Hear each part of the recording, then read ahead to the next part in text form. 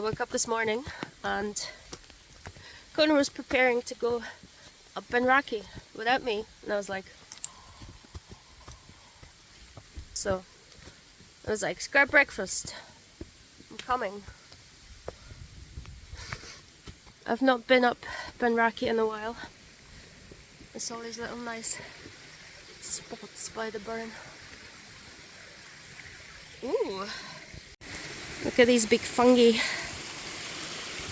I love them.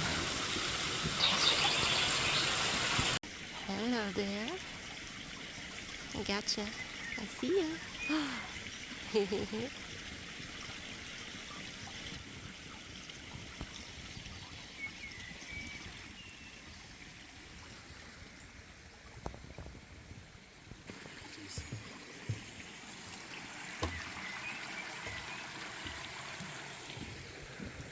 Somewhere up in the trees.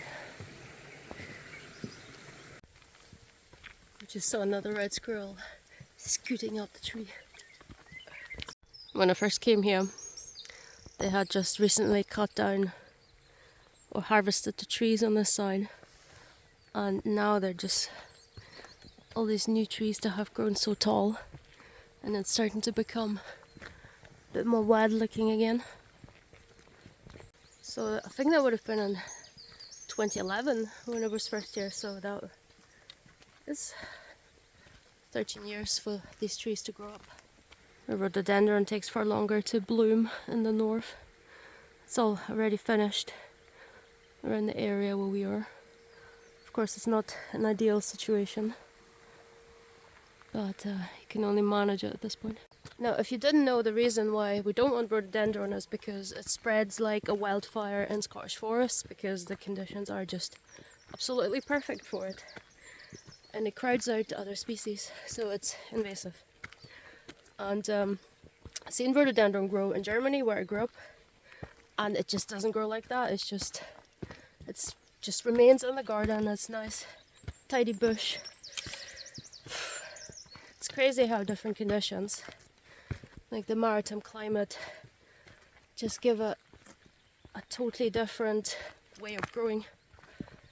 The extra added challenge is to evade the midges today, so I don't really want to stand too long in one spot. Oh, there's a cherry tree here. Just to say it again, it's incredible how tall these trees have grown since I was first here. It's crazy.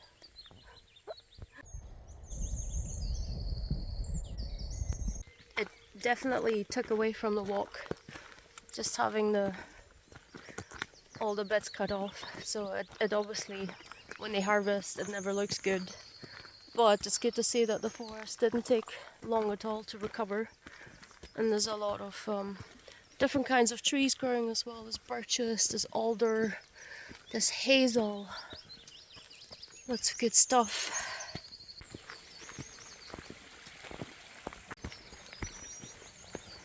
There it is. This brings back memories. So the hill over there is called Craiggower, and one time we went up on the other side and then went along, and then we're up there and then came down on this little path here to go back to the car. So it's a hill way beyond, but you can get there from the overflow Ben Vrackie car park. That's where to park if you want to go up Craiggower. It does say Craiggower Golf Course, and that's how you get there from the overflow car park. It was snowing that day, so there was lots of snow, and the view was beautiful over in that direction where more mountains are. Yeah, it's always fun to explore and find new places. Where's the mountain? There he is. You should watch my video where I go up Ben Vrackie in the deep snow, because it was a pretty cool experience. I will definitely link it for you somewhere. I feel like they've redone the path as well. That's good. Now this Ben Vrackie has become a popular destination, so parking can be competitive if you arrive too late. So that's why we're here early in the morning.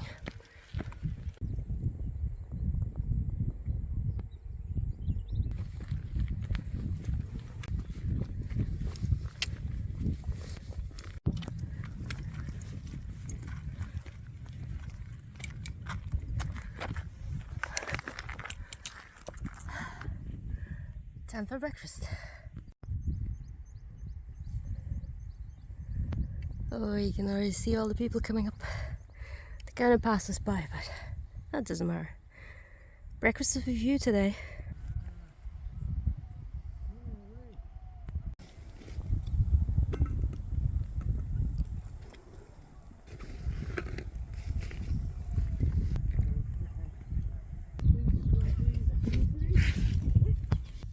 Somebody planted a pear tree. It's an interesting choice for the Highlands. Is it going to give pears to people who come and rest on these benches, perhaps, one day, if it survives? I think Ben Vrackie means a speckled mountain, doesn't it? Yep. Certainly a speckled.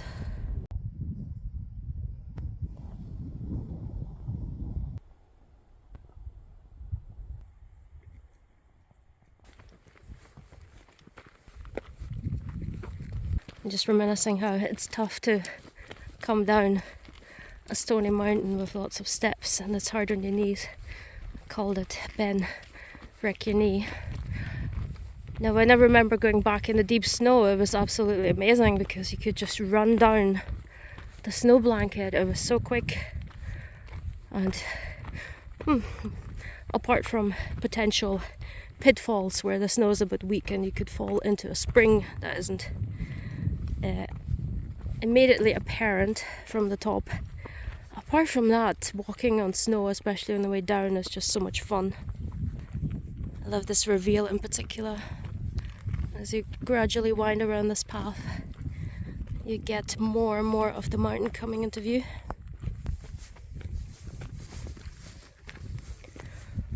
There it is.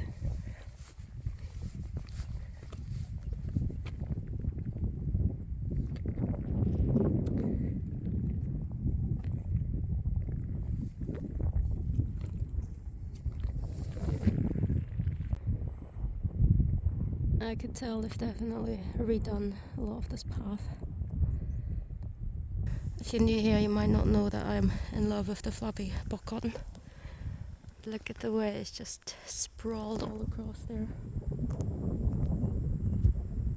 Like little stars. Rather than being in the night sky, it's all across this area. Just this little swampy bit. It just gives me lots of feels. I love looking at nature. You see this view here. I have painted this view before. I've painted it for Connor's dad as a birthday present. Such a beautiful looking mountain. I'm already so red in the face. What's going to happen once I go up?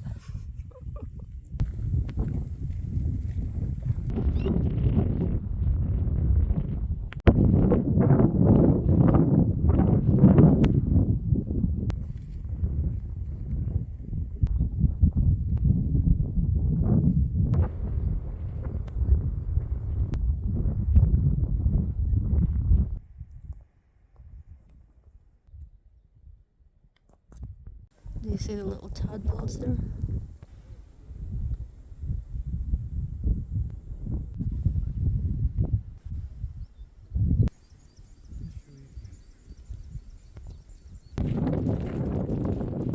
Okay, let's get started with the ascent.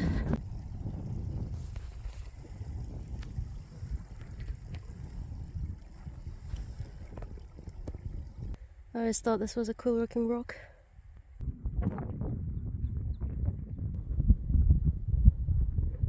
I find it doable when the walk is pretty varied, like there's stairs and then there's gradual bits. What I really struggle to handle is when it's constantly up on a very steep trajectory. Then I'm just like, oh, I am dead at the end of that.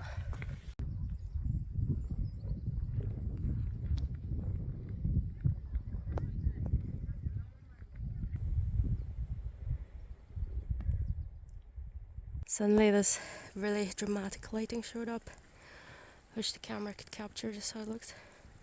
Oh, what's the loch you can see in the distance? So, according to the map, that should be Loch Tummel.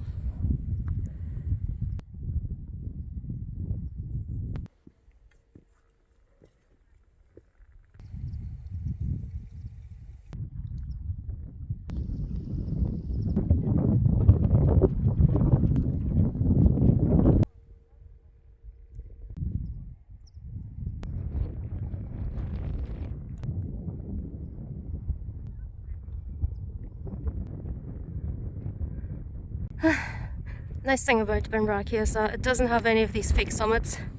You come up on the shoulder, you think you're on the top. But no, Ben Vrackie is what you see is what you get.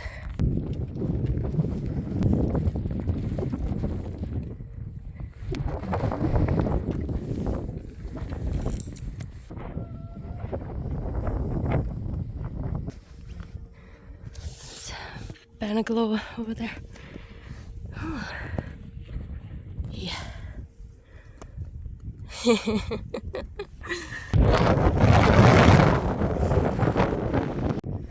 I'm a sweaty mess.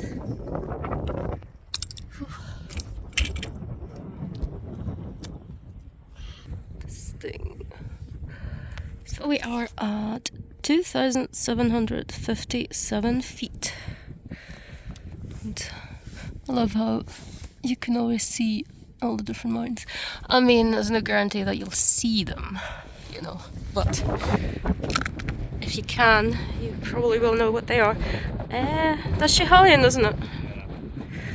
So yeah, that and Loch Tummel, that's Highlands.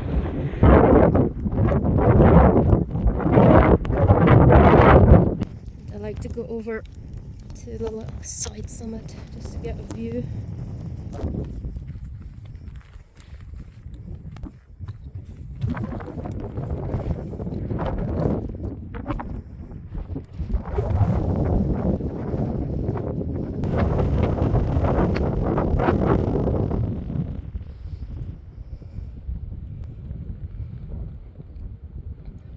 It's currently out there.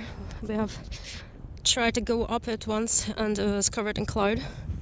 Today it's only the top of the, I think that's the highest one maybe. Today it's just that one. Benaglow is like a range of multiple peaks. Okay, it's time for lunch with a view. It's just like lying on a sofa at home, isn't it? What sofa? I just discovered Blair Castle. It's a pretty poor rendition. I think it's just a word for field. Blair's a word for field. Okay. It's one. There's also a car as well. I'm not sure what the difference is. Yeah, so you can see it from here. It's nice to suss out things with the binoculars and then zoom in with the camera. So I found this abandoned house there where somebody probably used to live. Maybe that's from the Highland clearances even. All I can tell is it has a door and 2 windows. There's something lovely and relaxing about watching the swaying of all these grasses here. Chirping of the birds. I'm still very red. So if you are the kind of person who goes up mountains but never sticks around at the top, maybe you should start, because there's a lot to see and experience. It's obviously easier in the summer. It is easier in the summer, so it's dry. It's not particularly warm, but it's dry. I think there's a bit of cloud building up, so we'll see whether the weather will turn or not. Let's hope not. And then next to Castle Blair is Blair Athol. You can even see the railroad just above Blair Athol. And that's supposed to be the nicest railroad in Scotland. So let's say starting from Dunkeld all the way up to Inverness is supposed to be then a really beautiful route which I've never taken. I suppose we just prefer to take the car, but you get some spectacular views over some of the big bridges that the train goes over. The view of the Benigaloa has improved a little bit. It's a bit clearer now.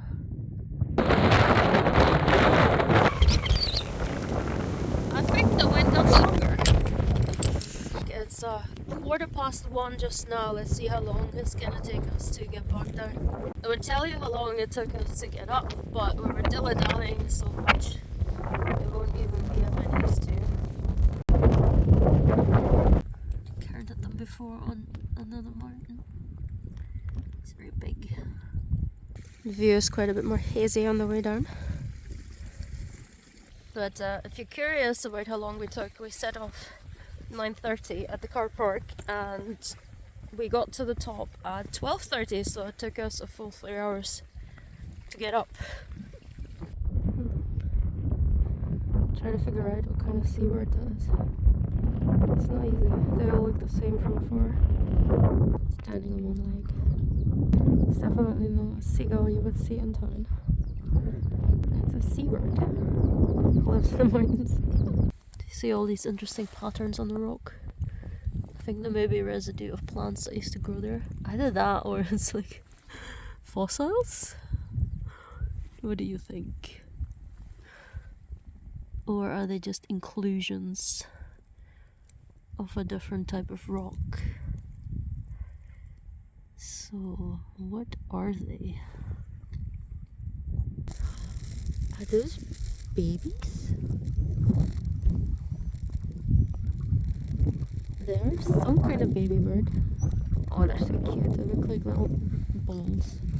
I wonder if they belong to a bird there, or if they're a different kind of bird.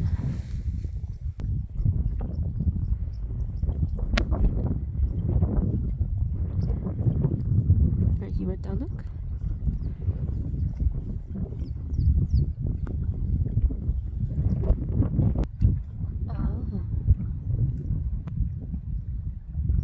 There's a whole bunch of birds on that rock. Oh my god, that little bird. Just the way he's walking. So we did have a bit of a break over there by the rock. The bird rock. Now it's time to go home. Weather definitely feels like it's turning. It's starting to drizzle.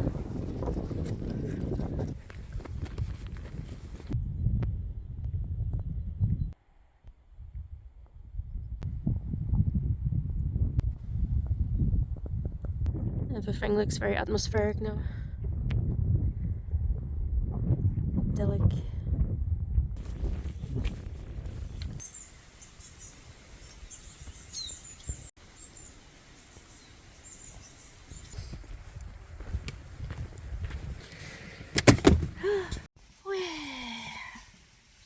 Back. It's 3:25. So how long did it take us? Let me do some maths. Live on camera. 2 hours and 10 minutes. Yeah. So we did have a longer break by the loch. So it did take us overall 6 hours for this mountain trip.